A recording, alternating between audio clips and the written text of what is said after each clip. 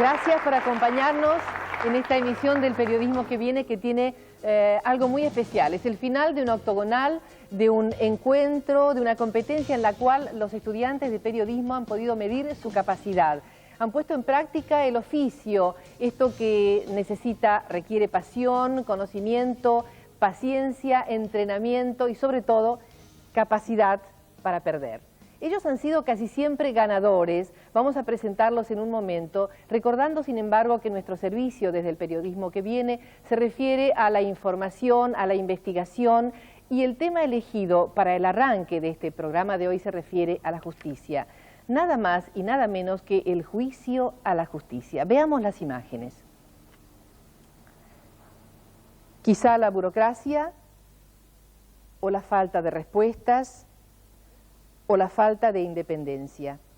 Lo cierto es que, a juzgar por las encuestas, una gran parte de la población descree de la justicia. Y lo instalado por la nueva Constitución Nacional, el Consejo de la Magistratura, por el cual los jueces serán designados de manera más idónea y competente, pese a las insistencias de distintos sectores, aún no fue llevada a la práctica. Para que sepan cuál es el primer tema, nada simple, lo que sucede es que los estudiantes que hoy nos acompañan, a quienes vamos a saludar ahora informalmente, ¿cómo les va a los alumnos de TEA?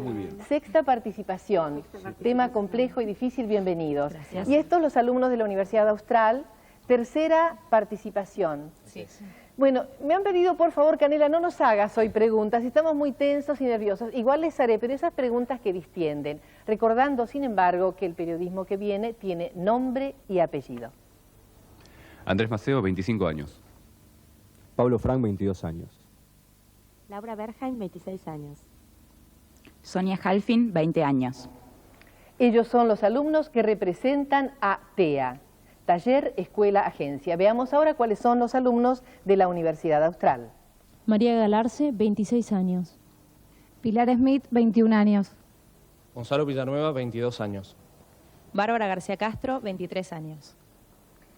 Como ya dijimos, los alumnos de la Universidad Austral, hoy ya en el final de un octogonal en el cual los miembros del jurado tendrán una tarea muy delicada, porque podrán observar solamente una vez el material preparado, periodismo de investigación, y ver el reportaje que ellos han elegido. Conozcamos ahora a los miembros del jurado elegidos para esta emisión tan especial. Como periodista, el señor Luis Majul, periodista de 9 Diario, de Radio Continental y autor de libros de investigación. La investigación parece ser hoy su especialidad.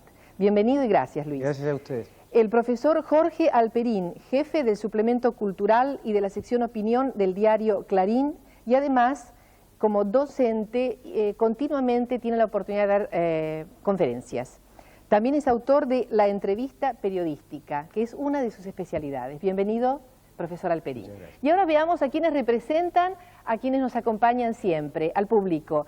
Ellos son Manuel García, estudiante secundario, Elsa Soria, docente, Paula Greco, estudiante secundaria también, Leandro Cauterucho, estudiante de periodismo, y por fin Mercedes Pérez Quirós, docente.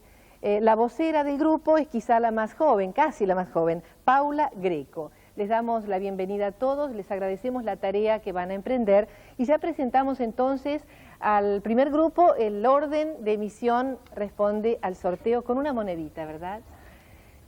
Yo no sé qué pregunta hacerles para tranquilizar. Quizá, ¿qué les pasa a la mañana cuando se levantan? No fuimos nosotros los que pedimos que no haya No preguntas. pidieron clemencia ustedes. A la mañana cuando se levantan, ¿de buen humor o mal humor, Ángel? Ángel no, Andrés primero. Andrés. Sí, Andrés. Un ángel en otro programa. Es un ángel, esto es lo que sucede. Andrés. No, esto con infidencia yo me levanto de muy mal humor. ¿Todos los días? Sí. ¿Pablo? Y así está el resto del día. ¿Pablo? No, depende de los días. Hoy estaba bastante nervioso cuando me levanté por esto. Por esto, depende del día. Laura, en general. De buen humor me levanto. ¿En serio? ¿Sonia? No, de mal humor. Sabe mi familia. ¿Cómo recuperas el buen humor? Y depende del día. Hoy, por ejemplo, me levanté de buen humor porque Laura me despertó por teléfono y me dijo es un lindo día. ¿Hubo alguna cábala? ¿Hubo alguna cábala? No, las perdimos la otra vez que perdimos, precisamente. Porque ahí ellos perdimos han todas las perdido el primer octogonal Se armaron de valor y participaron del segundo. Muy bien, estamos ya preparados para vuestro informe, nos ponemos ya muy serios, el tema lo es, y le pedimos, creo que es Andrés quien nos va a dar el fundamento, el enfoque de este informe. Bueno, lamentablemente es un hecho de la realidad que la justicia está sospechada, hay desconfianza sobre la justicia. Esto lo demuestran encuestas y lo demuestran datos mismos de la realidad de la justicia, que demuestra que no funciona. En nuestro informe, además de presentar estos datos, con cifras, con información y un poco hurgándonos por qué la justicia está sospechada, nuestro informe tiene dos ejes más, dos ejes fundamentales que nos parecen a nosotros, que son las consecuencias y las soluciones. Es decir, qué consecuencias trae para la gente y para el país el hecho de que la justicia no funcione y que, por consecuencia, la gente desconfíe de ella. Y después no tratamos de quedarnos ahí, sino avanzar un pasito más y ver cuáles pueden ser las soluciones a esta situación. Para esto hablamos con miembros de la justicia actuales y gente que ha estado en el sistema. Y también con gente que tiene problemas con la justicia, es decir, problemas en el sentido de que la justicia no resuelve sus casos. Y por último, con periodistas que investigaron algún aspecto de la justicia y la gente como nosotros que quizá no tiene una relación directa con la justicia, pero ¿qué opina? Vemos el informe. ¿Cómo no? Señor director, por favor.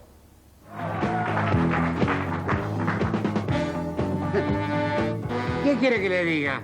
La jueza Lurudía, la jueza Lurudía, es lo más grande que hay. La mayoría de los argentinos desconfía de su sistema judicial. Según una encuesta de Gallup para Poder Ciudadano, el 89% de la población tiene una imagen entre regular y muy mala de la justicia argentina. Si creo en la justicia de este país, no. 7 de cada 10 argentinos creen que el gobierno influye sobre los jueces. Creo que está completamente corrupta y que está gobernada por el Poder Ejecutivo Nacional. El 80% de la gente no encuentra aspectos positivos en la justicia argentina. Opinan que es lenta, burocrática, corrupta y ligada al Poder Ejecutivo. Todas estas razones hacen que en Argentina la justicia se encuentre bajo sospecha. Lamentablemente el sistema judicial, además, está hecho para los ricos y no para los pobres. No hay justicia para los pobres. Entonces, para los pobres no hay justicia, es una realidad. Yo la he experimentado, la estoy experimentando diariamente. El tema no se agota en demostrar que la justicia se encuentra bajo sospecha. Reticencia de acudir a los jueces, pedidos de mayores penas, justicia por mano propia, inseguridad jurídica, son la consecuencia del mal funcionamiento del sistema judicial. La Argentina es un país que ha descubierto que el Poder Judicial es parte del poder y está analizando cuidadosamente cómo funciona esa parte del poder, tiene una visión crítica de cómo funciona y hay un reclamo creciente y sólido de cambio. Y cuando se produce un descreimiento generalizado de la población acerca de instituciones básicas, elementales, eso acarrea consecuencias nefastas, porque ya nadie cree en nada. Las consecuencias son gravísimas, porque entonces la gente, en vez de litigar, va a hacerse justicia por mano propia, va a salir a robar a los caminos. Las consecuencias a mí me parece que son gravísimas. Yo no creo y sé que toda la gente está enterada de que no hay justicia. Pasa cuántos casos, cuántos chicos muertos todos los días. Nadie hace denuncia. ¿Para qué? Para que se le rían en la cara. No creo, no les creo nada. Porque lo de Walter está tan aclarado. ¿Quién lo mató? ¿Cómo le pegaron? Hasta estuvo quemado, atado, y no hay justicia. La desconfianza en el sistema judicial lleva a que de cada 100 personas víctimas de delitos, solo 10 acudan a la justicia. Hay una dificultad en motivarse en las reglas, en las leyes. Digamos, yo veo que la ley no se aplica, que hay personas que usan su cargo para sí mismos, me cuesta mucho más motivarme en las leyes. La difusión permanente de casos de ilegalidad que no se resuelven razonablemente, no se resuelven de acuerdo a la ley, hace que la gente no se pueda motivar en la ley y que entonces la ilegalidad se extienda. Genera en la sociedad eso, o venganza por mano propia, o decir no creo en nada, no creo en nadie, o la pena de muerte. O sea, todas cosas muy extremas que son sumamente peligrosas. Vos caminás por la calle y te das cuenta que la gente, así como no cree en el policía, tampoco cree en la justicia, porque se da cuenta de que cualquier reclamo que se haga, no hay respuesta. No estoy sola porque tengo 2 chicos, y no hice justicia por manos propias porque tengo 2 chicos. Si no, yo creo que sí me hubiese pasado a hacer justicia por manos propias.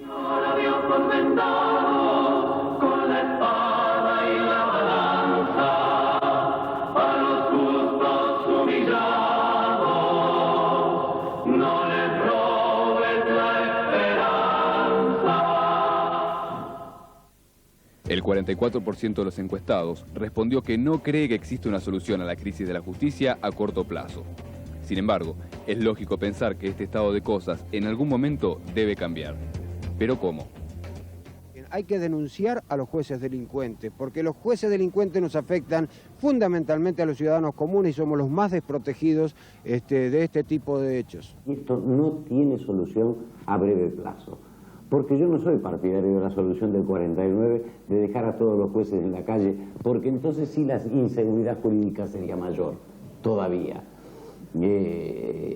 Tendremos que esperar que se jubilen, que se mueran, no sé, pero van a pasar muchos años antes que volvamos a tener una justicia independiente. Y que se vayan los que están, que vengan otros mejores, que sean más creíbles. El cambio fundamental es el juicio político a la Corte Suprema de Justicia para sanear esta aberración que se ha instalado en la cúspide del Poder Judicial. Yo creo en la resistencia pacífica, y la pido pacífica, la deseo así, porque de lo contrario tendríamos que salir un pueblo argentino a la calle armado. Esto no, sería una masacre.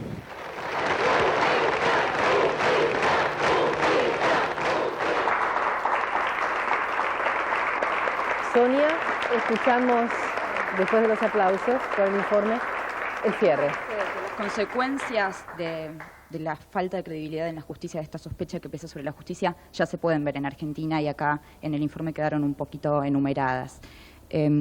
Hay una cosa que rescataron muchos de los entrevistados que consultamos y mucha gente en la calle incluso, que es el reclamo popular. La gente, nosotros ahora, parecemos tener conciencia de que existe una falla grave en la justicia y de que esto es nefasto para nosotros como ciudadanos, para la Argentina como país. Y esto genera un reclamo fuerte. Y tal vez solamente ese reclamo sea la manera de que haya una decisión política, que es lo que hace falta para que esta situación se solucione. Muchísimas gracias. Vamos a la primera pausa del programa. Esta emisión del Periodismo que viene especialmente interesante porque nos da la clausura de este octogonal y un grupo que será ganador y ganará el derecho a trabajar en periodismo. Ya volvemos. Gracias.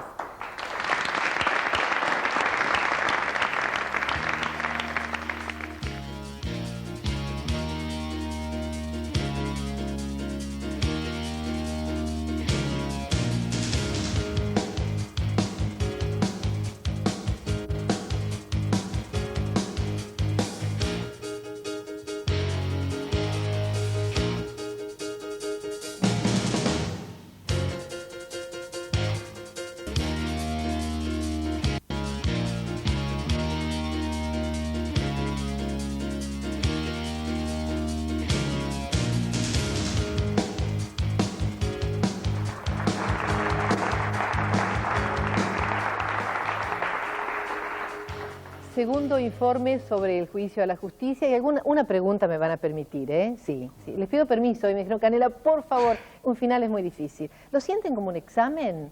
Sí. ¿Sí? Sí, realmente con sí. Profesores, ¿no? ¿De verdad? ¿Vos también lo sentís como un examen, Gonzalo? Sí, lo siento como un examen porque uno en este momento está poniendo a prueba todo lo que aprendió y al mismo tiempo está aprendiendo cada vez un poquito más, ¿no? Después de haber participado. Sí, igual, lo mismo que él, sí, es verdad. Lo siento plenamente un final, lo mismo, me transpiran las manos, todo. Bueno, como están todos de acuerdo, a María le hago una pregunta diferente. María, ¿cuál es de tu personalidad la virtud que te puede llegar a convertir en un excelente periodista? Ahora que te has medido, ya es la tercera vez. No, yo no la voy a decir y espero que el día de mañana los Pilar, que que la diga puedan Pilar. decir. ¿De ella? Sí, la mejor virtud que la puede llegar a convertir en un excelente periodista. La claridad, la contundencia que tiene al hablar. Gracias, Bárbara, salvaste al grupo. Bueno, vamos al informe, volvemos a ponernos en estado de seriedad como corresponde, juicio a la justicia, recordando, y esto para ambos grupos, que un tema tan complejo es especialmente difícil de abordar para jóvenes periodistas que no tienen los contactos de los periodistas profesionales. Parece no notarse en el trabajo porque realmente actúan como profesionales. Vamos a escuchar entonces ahora quién daba el fundamento. Pilar. Sí, es muy breve. Queríamos decir, bueno, el tema que nos dieron para el informe, como dijiste vos al principio del programa, fue juicio a la justicia, y nosotros creemos que para juzgar hay que conocer a las dos partes, a la que denuncia y a la que defiende. De esto consiste nuestro informe. Señor director, lo escuchamos. El 81% de la sociedad argentina tiene una imagen regular o negativa de la justicia. En 1990, el 20% confiaba en ella. Hoy, solo el 11%. Amiguismos, favores políticos, extraños padrinazgos y una grosera sensación de impunidad alimentan la imagen de un sistema judicial dependiente del poder político. Para nosotros, los habitantes, nos sentimos muy desprotegidos. Para nosotros no hay justicia. Para nuestros hijos, que esa es la preocupación, como madre, como abuela que soy. No es que la Argentina tenía justicia hace 4 años y ahora la perdió.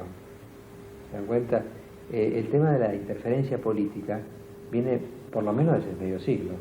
La justicia para acá, para los pobres nomasito, pero para los ricos no. Porque todo el rico va con plata y lo tapa todo, y queda todo en la nada. De 108 causas iniciadas durante el actual gobierno contra funcionarios y allegados al poder, solo 3 recibieron condena. La sensación que queda de la justicia es la de una gran telaraña que atrapa a los insectos pequeños, pero no se atreve con los grandes, porque sabe que pueden romperla.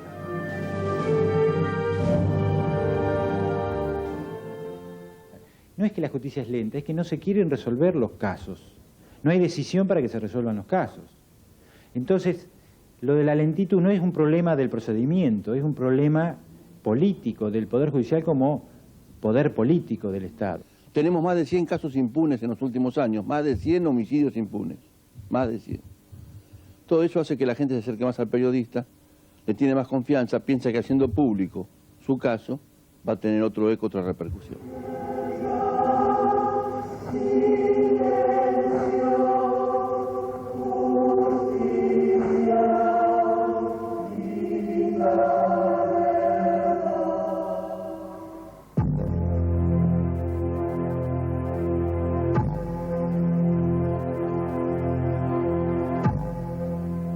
La primera etapa para corregir cualquier problema es tomar conciencia de que existe. Y hoy en la sociedad argentina hay una conciencia de que hay un problema judicial. El 17 de febrero de 1994, Fructuoso González incendió la casa de la familia Bañato en lo que se llamó la Masacre de Flores. En el incendio murieron 5 personas. El asesino fue juzgado y condenado a cadena perpetua. Después empecé a valorar de que dije, bueno, si yo quedé vivo, empecé a moverte para hacer justicia, ¿no? Lo que es la justicia para mí, en mi caso, dentro de lo que marca la ley en la Argentina, lo puedo considerar como que se ha portado bien conmigo, ¿no? Hay gente que trabaja y da todo, ¿no? Por hacer eso, pero por hacer su trabajo. Y otro, que es la mayoría, están, digamos, en total línea errónea. Hay justicia, pero la gente que quiere hacer justicia siempre lo borran porque les molestan al resto de la gente que verdaderamente se maneja muy mal. No se puede condenar a todos los jueces por la actitud de 200, como muchos, 300 jueces cuando hay 2000 jueces en la nación. Me duele mucho cuando a la gente, al saber que quizá trabajo en la justicia o al viajar en un taxi y me ven salir de tribunales, dice, trabaja acá. La generalización que se hace a partir de eso es que todos los jueces son dependientes del poder político en general, o todos los jueces son corruptos, o todos los jueces hacen negociados, o todos los jueces son presionables. Estas generalizaciones, por supuesto, como siempre en todos los ámbitos, son odiosas y no son ciertas, es decir, son rematadamente falsas.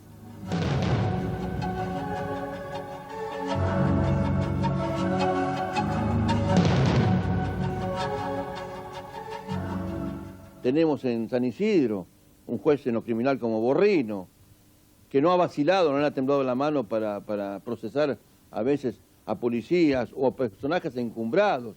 Hay jueces que han encarcelado a gente muy allegada al poder político y lo han hecho. Pero así como están estos jueces que rescatamos con todo respeto, están los otros que tienen una causa abierta hace 4 años y no se animan posiblemente por temor al poder político a procesar a alguien que está muy comprometido en una causa que se le sigue por homicidio. Esta es una realidad. Aquí, por ejemplo, los empleados se quedan fuera de horario, nadie les paga horas extras, tampoco a nosotros, por cierto. Y tenemos que hacerle fotocopias y no tenemos papel, entonces tenemos que pagarlo nosotros, de nuestro bolsillo.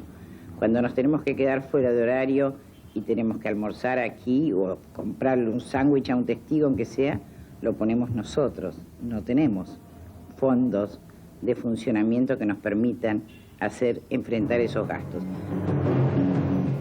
El Poder Judicial agoniza, pero sigue luchando en las personas que todavía apuestan al ideal de justicia. Hay una necesidad profunda de cambio en el sistema, y la protesta de toda una nación es el primer paso para el cambio, porque criticar no es más que un acto de esperanza. Aunque todo parezca negro, no perdamos la perspectiva del blanco. De lo contrario, el futuro se teñirá de un gris incierto.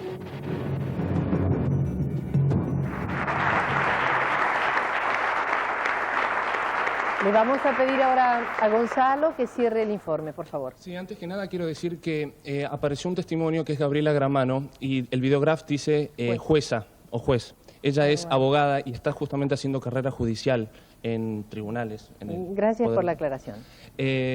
¿Por qué quisimos elegir primero buscar y mostrar una cara y una contracara de la justicia? Por 2 razones fundamentalmente. Por un lado, porque creemos que cuando se generaliza se diluye la culpa. Y si decimos que todos los jueces son corruptos, nadie termina siendo el culpable.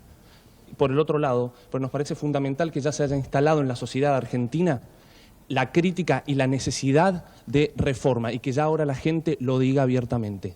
Pero también nos parece muy grave, muy peligroso que se instale también el pesimismo y muchas veces lo que es peor, el escepticismo. Porque de lo que estamos hablando en este caso es del Poder Judicial, que es uno de los pilares de la democracia. No hay que perder la perspectiva del blanco. Muchas gracias. Vamos a preguntarles ahora a nuestros invitados, están muy pensativos, se han encontrado con trabajos que van a requerir gran sentido de justicia. Vamos a preguntarle a Luis Majul, tu formación como periodista ha sido muy informal, formación académica 0, menos que 0. Pero experiencia profunda, sí, muy temprana. Yo empecé en 1979 cuando no había universidad de periodismo. Existía la de La Plata y justo en ese año, si no fue en el 79, fue en el 78, cerró. Yo empecé trabajando en una revista deportiva que se llamaba La Hoja del Lunes. Era cadete de la revista y un maestro mío que se llama Carlos Ares, que es director de La Maga y que tiene que ver con el TEA, pero supongo que por eso no seré un jurado parcial, me dijo una cosa muy importante que creo que tiene que ver mucho con el oficio periodístico. Yo estaba por empezar a estudiar Derecho y yo dije, bueno, voy a hacer algunas notas por hobby, voy a ver si hago algo de periodismo. Y me dijo, si vos no le pones al periodismo todo el tiempo que tenés en tu vida, mejor dedícate a otra cosa. Yo creo que eso me marcó. No sé si para bien o para mal, eso depende de los resultados, ¿no? Le vamos a preguntar a Jorge Alperín que complete tu experiencia y diga qué es lo que a él lo marcó y lo definió como periodista. Yo creo que yo hice una breve experiencia, digamos, de formación orgánica, digamos, en una institución privada casi 30 años atrás. El año que viene voy a cumplir 30 años con el oficio. Y realmente lo que yo notaba era que era muy desparejo los estudios de periodismo. Efectivamente no había una universidad, una carrera orgánica de periodismo. En ese momento La Plata existía, estaba muy lejos para mí. Y hice una formación, me di cuenta que no estaban muy bien sistematizados los estudios. Tuve una suerte fantástica de que al hacer un ejercicio práctico a fin de ese año, me pude conectar con Horacio de Dios para una tarea y él me ofreció trabajo como jovencito que hacía investigaciones para sus notas. Entonces me vi ante la alternativa de que ya tenía asegurada la práctica y quería tener una formación más sólida y humanística. Entonces me inscribí en Filosofía y Letras. Hice un tiempo, di una cantidad de materias, no continué mi formación universitaria, Pero digamos, años después me di cuenta que yo estaba para ser periodista, digamos. Lo noté, sentí cosas que decían de un periodista aquellos primeros profesores y me parecía que yo era ese señor que describían. Pero realmente años después me di cuenta que yo ya tenía el manejo de una prosa y un criterio para manejar la información y un criterio para esa mediación que se hace con el público, ¿no? No hay un episodio exacto que te pueda decir que me marcó. Fue, al cabo de años me di cuenta de que yo ya encajaba en el oficio, digamos, ¿no? Gracias. Gracias por acompañarnos nuevamente. Bueno, vamos a una pausa, recordándoles a quienes nos acompañan que pueden participar de nuestro programa solamente llamando al 393-1888. Una pausa, las noticias en el canal y volvemos con más Periodismo que Viene.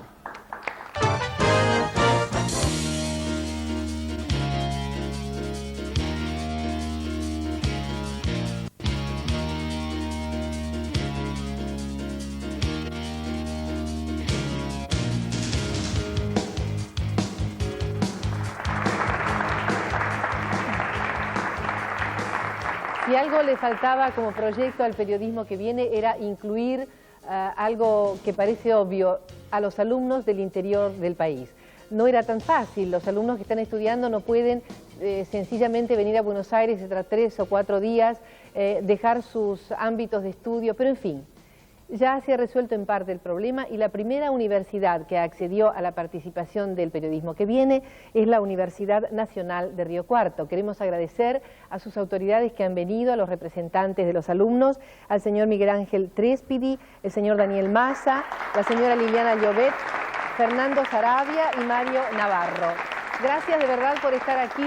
Han venido a ver cómo trabajamos y creo que en el próximo octogonal podremos contar con este y otro grupo proveniente del interior del país. Y ahora, la segunda parte del desafío, el reportaje, un género complejo, sobre todo si se realiza en grupo. Pero no quiero darles nada más, sino el pie es jerga de la televisión. Quiere decir, los alumnos de TEA van a presentar su tema y su reportaje. Bueno, nuestro tema gira en torno alrededor de los bancos de semen. Este tipo de bancos se utilizan para parejas que tienen un determinado problema en lo que respecta a su fertilidad para tener hijos, pueden recurrir a este tipo de centros. En otros países del mundo esto es muy común, en Argentina no, poco se conoce este tema, dado que hay solamente 3 centros en el país que se dedican a esto. Decía que se conoce muy poco y esa es nuestra intención, de dar a conocer un poquito cómo funciona el tema, además teniendo en cuenta un aspecto que es muy importante, que es que no hay legislación sobre el tema en Argentina. Es decir, se podría decir que todo lo que no está prohibido está permitido y eso tiene sus riesgos. Ese es nuestro tema. Para hablar con nosotros está el doctor Claudio Chillik, director médico de CEGIR, Centro de Estudios de Ginecología y Reproducción. ¿Cómo se convocan a los donantes? ¿Cómo se elige a la persona que va a dar su semen para que una mujer sea inseminada? Bueno, la inseminación de un semen de donante es algo anónimo, o sea que los donantes no tienen conocimiento de quién va a ser el receptor de la muestra y viceversa. Se trata de que los donantes sean personas jóvenes, que se les hace un interrogatorio para descartar cualquier tipo de enfermedad genética que pueda llegar a transmitirse con la muestra, que sean personas sanas, en lo posible con paternidad demostrada, o sea que ya hayan tenido hijos, y luego son sometidos a una serie de análisis, tanto para mostrar que la calidad del semen es buena, como así también de que son personas sanas. ¿Tienen que tener alguna característica física? ¿Los buscan en algún lugar en particular? No, características físicas no, pues justamente lo que se trata es que se parezca físicamente al receptor. Entonces, cuanto más variedad uno tenga, mayor posibilidades de cuando uno necesite una muestra determinada, cuente con esas características físicas. Lo que se hace desde el punto de vista práctico, por un poco el perfil del donante, es muchas universidades o facultades se ponen avisos en las carteleras estudiantiles y ahí es uno de los tantos lugares donde uno puede recurrir para conseguir donantes. Sí, ¿la donación es gratuita? La donación es gratuita, se trata que el donante no lo haga por fines económicos, porque esto desvirtúa un poco la esencia de la donación. Ahí deja de ser una donación y pasa a ser una venta de semen. Lo que se hace es darle un importe a ese donante por viáticos o por lo que pueda tener de lucro cesante, que realmente es poco, para que tengas una idea es alrededor de 30, 40 pesos más o menos, con la idea de que nadie se haga donante por motivos económicos. Doctor, usted recién decía que se trata de elegir que la muestra de semen para cada pareja consiga que el resultado del hijo que nazca sea parecido al que va a ser su padre luego. ¿Esto cómo se hace? Bueno, cuando se toman los datos a la pareja, se toman diferentes características fenotípicas, o sea, del aspecto físico que tiene esa persona. Color de pelo, color de ojo, altura, grupo sanguíneo, contextura física, etcétera, etcétera, para tratar de que el donante sea lo más parecido físicamente al receptor.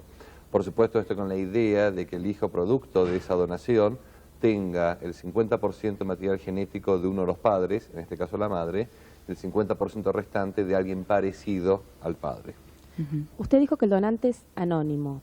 Nosotros tenemos datos que en Suecia, en Estados Unidos, hay leyes que permiten a ese hijo fruto de una inseminación artificial conocer a su padre genético a los 21 años. ¿Acá es así? Esto permitiría, voy a aclarar el tema, que por ejemplo una persona que donó semen alguna vez, un día le toque en timbre y aparezca alguien y le diga, hola papá. Bueno, en Estados Unidos no es así, en Suecia sí. Lo que ocurre es que hay legislación en Suecia que, por ejemplo, como decías vos, el hijo producto de una inseminación con donante tiene derecho a conocer la identidad de su padre genético cuando llega a la mayoría de edad. La mayor parte de los países donde hay legislación contemplan que ésta sea anónima. Los motivos de esto es, en primer lugar, que como el donante lo hace con fines altruistas, obviamente a nadie le gustan que dentro de 20 años le toquen el timbre y le digan hola papá. Disculpe doctor, una preguntita.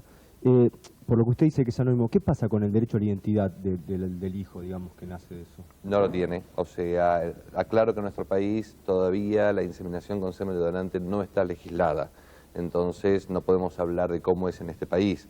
En los países donde está legislado, pierde totalmente la identidad para conocer su padre genético.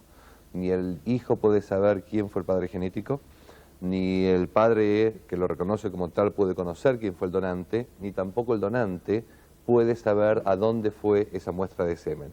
O sea, el anonimato es de los dos lados y es total. ¿Usted insemina a mujeres solas, insemina a lesbianas? No, en nuestro país, te vuelvo a repetir, no hay legislación.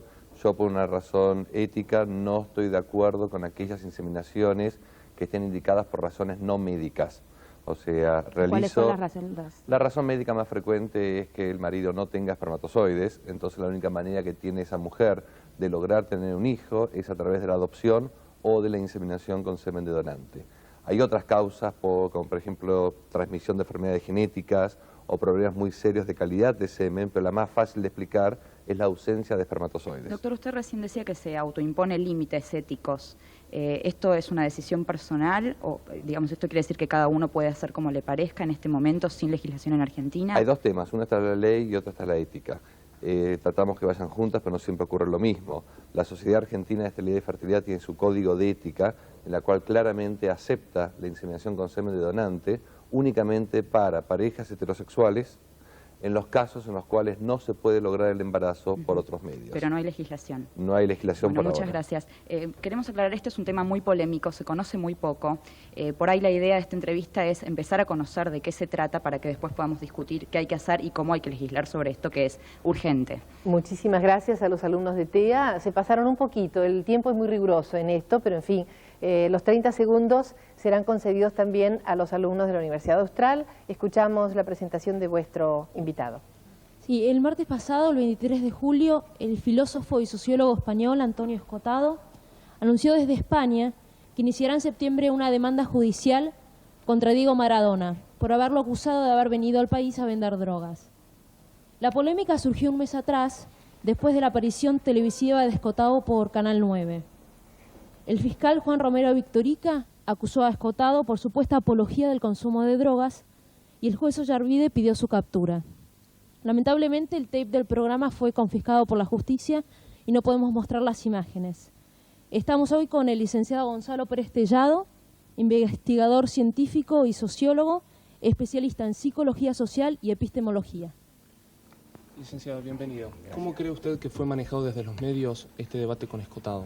Bueno, yo creo que se puede jugar desde dos puntos de vista. Desde una ética de resultados, y sospechando los resultados que se querían lograr, creo que fue un éxito. ¿Por qué? Y bueno, porque es como ponerlo a Maradona frente a un arco a patear penales sin arquero. No tuvo oposición de su nivel. Pelota pateada, gol hecho. Desde un punto de vista de ética, de principios y es reprochable. ¿Por qué? Porque se le permitió a este señor Escotado armar un esquema, un paradigma, una argumentación bastante atrayente, pero en base a medias verdades. Y desde una ética de principios, hablar de medias verdades o con medias verdades es mentir. Cuando lo invitamos, ahora que se refiere al tema de medias verdades, eso nos llamó la atención nosotros cuando lo invitamos al programa, porque usted como que reconocía cierta verdad en ese testimonio de Escotado. ¿A qué se refiere con eso? La media verdad de Escotado es que, en principio, voy a decir algo que quizás sorprenda, somos todos drogadictos. Lo que se asusten. Lo que pasa es que hay endodrogadictos y exodrogadictos. Las mismas drogas que vende el farmacéutico, el narcotráfico, son las drogas que produce el organismo. Estas, lejos de enfermar las que produce el organismo, las endodrogas, amplían la vida, dan mayor fuerza para vivir. Todo se basa en un principio de que a cada principio, a cada motivación, a cada conducta, a cada acto nuestro, hay siempre una molécula química asociada, que puede ser la natural que produce el organismo o la artificial que vamos a buscar. Eso es tan clarito porque nuestras neuronas tienen una puertita como si fuera un cuartel. Está en la guardia de prevención un centinela, el santo y seña. Si el otro dice el santo y seña, la pasa. Y quién sabe se le metió dentro el enemigo, que por algunas malas artes logró conocer el santo y seña. Y eso es lo que pasa. Entran moléculas de fuera a cumplir funciones que tendrían que cumplirlas de adentro y siempre, y en todo caso, y esta es una mentira del señor Escotado, siempre son perjudiciales. Siempre terminan destruyendo y dañando el organismo al cual han penetrado. ¿Y por qué penetran? Por el isomorfismo molecular. Su molécula es idéntica a la que produce el organismo. Se confunde el organismo, la pasa. Y cuando está dentro empieza a destruir. ¿Cómo se explica entonces? Usted está hablando de endodrogas y exodrogas. ¿Cómo se explica entonces el altísimo consumo de drogas si el mismo cuerpo humano genera drogas? Claro, es una buena pregunta. Nosotros tenemos un estado de drogadicción ya de base. Todos los animales de sangre caliente y mamíferos, por lo tanto, más nosotros que somos también luego inteligentes y podemos manejar esto. Cuando estamos dentro de mamá, en esos meses de vida fetal, estamos plácidos, estamos tranquilísimos, estamos como dopados. ¿Por qué? Porque el organismo de mamá nos provee de una endorfina que se llama beta-endorfina. Esa beta-endorfina es un opiáceo que produce el organismo para que el fetito se comporte tranquilo, sin dolor y con placer. Por eso nos pasamos la vida escapando al dolor y buscando el placer. Si eso lo buscamos con nuestra conducta, activando el laboratorio interior que todos tenemos, ahí nos va a ir bien. Y si en cambio vamos a recurrir afuera, eso nos va a empezar a destruir. ¿Por qué? Porque el organismo ahorra y deja de producir aquello que se le trae del exterior. Llega un momento que entonces aparece a la vez de la destrucción la carencia, el organismo deja de producir y entonces queda ahí la adicción. Volviendo un poco al tema del debate de Escotado, un tema como este que estamos hablando, ¿usted cree que puede limitarse la libertad de expresión? No, yo creo que nunca debe limitarse la libertad de expresión. Yo creo que, y esto lo vinculo con las campañas, es bueno hacer campañas, sí, es bueno hacer campañas, pero a veces pienso que las campañas están hechas por el enemigo. ¿Por qué digo esto? Porque si uno es un masoquista flagelante que se está dando con un silicio, uno le dice, hombre, ¿por qué se lastima tanto? Da lástima, usted se está autodestruyendo. Apenas me voy, se da 100 azotes más. ¿Por qué? Porque le reforcé el metamensaje de él. Si lo que está queriendo es la autodestrucción. ¿Usted cómo definiría esas campañas entonces? Yo diría que si las campañas tienen que estar más inteligentemente hechas, lo más importante es la información y la formación. Porque educar no es solamente bombardear con datos, es formar. Escotado dijo en el diario El País de España que los argentinos éramos incultos e intolerantes. Usted, relacionándolo en este tema, ¿cómo ve a los argentinos? Caramba, él se llevó la imagen de lo que tuvo enfrente y creo que dijo otra media verdad, porque no conoce la otra parte. ¿Y usted cómo definiría frente a este tema a la sociedad argentina? Yo creo que estamos en época de crisis en serio, ¿eh? Se ha caído todo un plexo de valores, un plexo sociológico y no hay otro en su lugar. Pero es mala una crisis, no. Fíjense, los chinos tienen en sus ideogramas para definir crisis, el mismo dibujito es peligro y oportunidad y crisis. Estamos en crisis, pero tengamos pensamiento, vamos a trabajar con estas endorfinas, produzcamos nuestra endodroga positiva, sigamos optimistas. Estamos en cambio y vamos a salir bien. El gran discurso, este gran tema que es endodrogas y exodrogas, ¿lo traslucen las campañas contra la droga? Caramba, si una campaña le dice al otro, no te subas que no hay retorno, y el otro dice, ¿quién le dijo que yo quiero retornar? O la otra, lo vi en un graffiti, dice, cuidado, la droga mata de a poco, y el otro dice, ala, yo no tengo apuro. Claro. Muchas gracias. Muchísimas gracias. Nos pareció muy importante traer al programa a alguien que pudiera dar luz sobre este tema, ya que consideramos que el tratamiento que se le dio en los medios fue deficiente, ya que las declaraciones de Escotado no pudieron ser refutadas con claridad. Muchísimas gracias. Se cerró entonces ahora esta parte del programa que impone como experiencia y también para ofrecer temas de originalidad, impensados a veces por el periodismo formal, ofrecerles a ustedes como parte del servicio del periodismo que viene. Quiero decirles ahora que hay un gracias a las empresas que acompañan a este programa, al Ministerio de Educación en primer lugar, a Banco Río, a la organización Tequint, y tenemos que agregar un gracias más. Es a Pizza Banana, un ámbito en el cual a partir del próximo octogonal vamos a festejar todos a los que ganan y también con los que pierden. Y esto sí merece un aplauso, porque vamos en todos. Por fin, recuerdo a los miembros del jurado que no puede haber empate, que debe ganar uno u otro equipo, y con esto sí vamos a la pausa. Muchísimas gracias.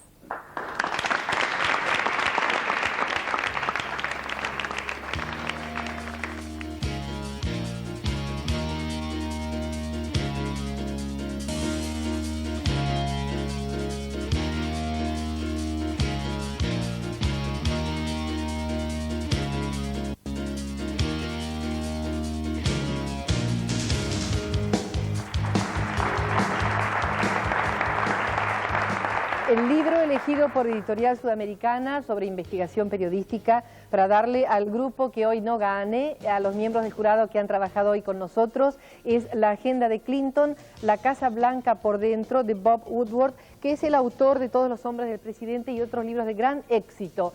Y recordamos siempre aquí que la investigación periodística y la literatura se dan de la mano, son grandes éxitos y es campo de trabajo para los nuevos periodistas.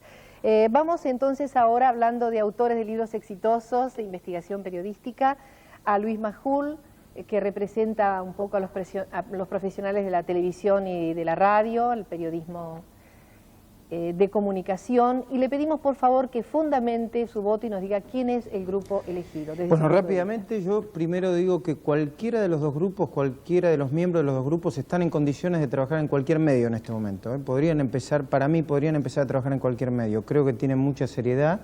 De hecho, creo que si alguno de ellos me lo permite, mi próximo libro de investigación seguramente me gustaría contar con ellos. Por supuesto, en una práctica rentada, porque creo que a los estudiantes de periodismo hay que pagarles. Algunos medios no lo hacen y eso está muy mal. Yo creo que ganó la Universidad Austral y voy a explicar por qué. En el informe lo veo ganador a la Universidad Austral porque a pesar de que le faltó cierta profundidad, tanto como el informe de TEA, yo creo que tuvo un esfuerzo de poner la otra campana. A pesar de que es abrumadora la opinión sobre cómo funciona la justicia en la Argentina y todos lo sabemos, yo creo que ambos cometieron el pecado de no contar lo obvio o dar por sentado que funciona demasiado mal y no poner la otra campana. El que hizo mayor esfuerzo para poner la otra campana fue la Universidad Austral. Yo creo que en el reportaje ganó TEA porque me pareció más atractivo el tema, porque me pareció que a pesar de que quizá los chicos de la Universidad Austral prepararon mejor el reportaje, lo prepararon mejor, quizá no se sentaron arriba del reportaje y se les fue de las manos a los chicos de la Universidad Austral. Quisieron abarcar muchos temas dentro del tema Escotado y drogas y se les fue de las manos. Pero aún así, yo creo que como el tema era muy interesante y de actualidad, hicieron una buena elección, aunque quizá perdieron por un poquito en el rubro entrevista o reportaje, ganaron en el total, pero por muy poquito. No es para quedar bien con todo. Yo creo que lo hicieron mejor los chicos de la Universidad Austral, pero que para mí fue muy reñido. Muy bien. Un voto entonces de tu parte para la Universidad Austral. Profesor Alperín. Yo de ser editor efectivamente me pasa lo que a Luis, de tener oportunidad les daría trabajo a estos chicos porque creo que con un entrenamiento rápidamente están en ritmo para trabajar en una redacción. Así que en ese sentido me pareció muy valioso los dos grupos, cómo trabajan. Se me hizo duro porque también se me dio una cosa cruzada, es decir, en el informe es mejor el informe, los dos tienen un déficit en el informe, no priorizan la información, sino los juicios. Y en esto falla más todavía la TEA, es decir, Tiene una ventaja por sobre Universidad Austral. Eligió personajes claves, lo cual es un esfuerzo, sobre todo lo que vos marcabas, conseguir estos personajes no siendo de un medio importante. Eso es un mérito enorme. No hacen escuchar dos campanas y en el caso de TEA, y en los dos casos creen que no hace falta la información, que todo el mundo ya sabe por qué la justicia no camina. Y esto es nada más que frases hechas lo que sabemos, pero a mí como editor diría, ustedes no me informan adecuadamente, está todo lleno de juicios. En el caso de Universidad Austral efectivamente se escucha el otro enfoque, aunque su ritmo es más quedado, tiene menos ritmo que el de TEA. En el caso del reportaje, el de TEA fue mejor.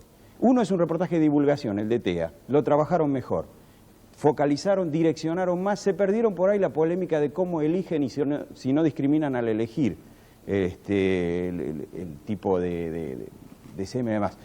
En el caso de Universidad Austral se metieron con un reportaje de polémica, no era un reportaje de divulgación, y se les escaparon, había como 3 direcciones de ese reportaje que no agarraban ninguna a ellos. En líneas generales, de todas maneras, prepararon muy bien los dos grupos y en líneas generales en el balance pesa más la Universidad Austral. A mí me parece que ganó la Universidad Austral. Muy bien. 2 votos entonces para la Universidad Austral. Vamos a ver qué opinan los que representan a los televidentes.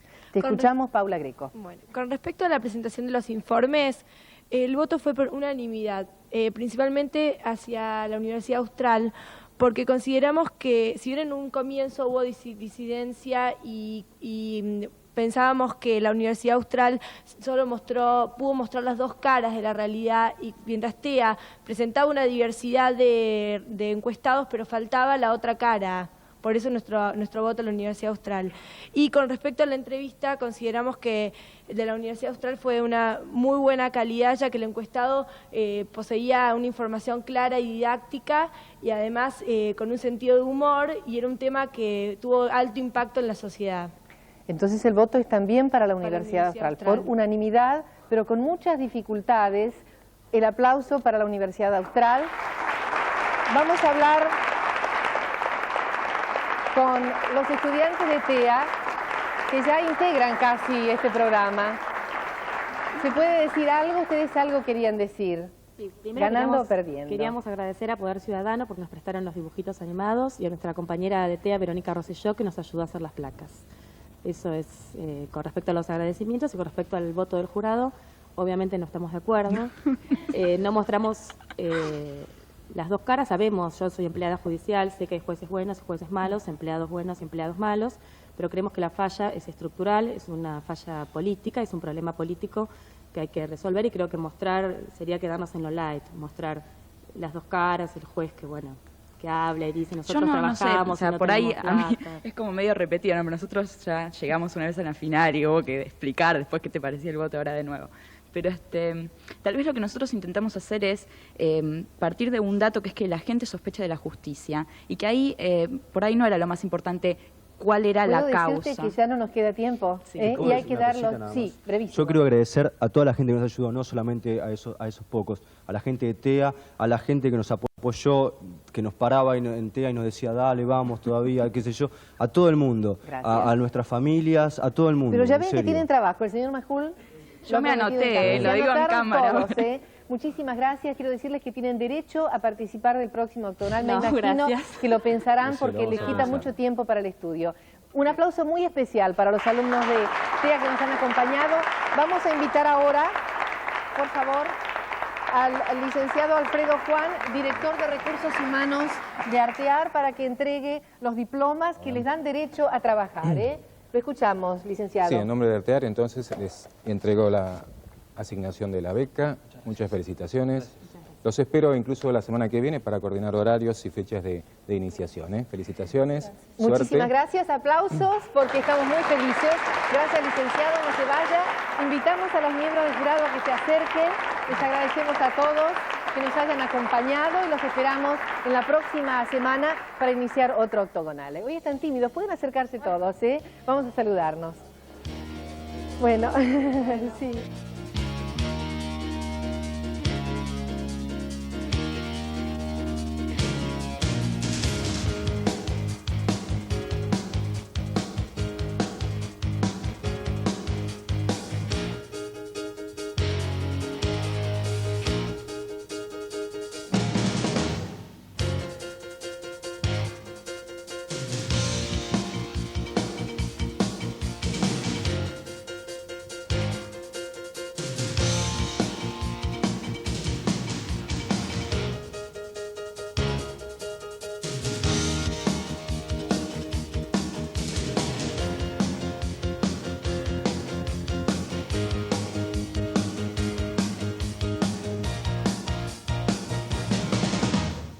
Este programa fue auspiciado por el Ministerio de Cultura y Educación de la Nación, Banco Río. Banco Río le preadjudica su crédito para vivienda en 24 horas y por escrito para que usted pueda negociar mejor la compra de su nueva casa. Llame ya a Río Line 345-1111, porque todo el país tiene crédito en Banco Río. La organización Techint ratifica su compromiso con la comunidad educativa, contribuyendo al desarrollo de un periodismo profesional. Las noches en Pizza Banana son un show. Avenida Rafael Obligado y La Pampa. Reservas al 788-8555.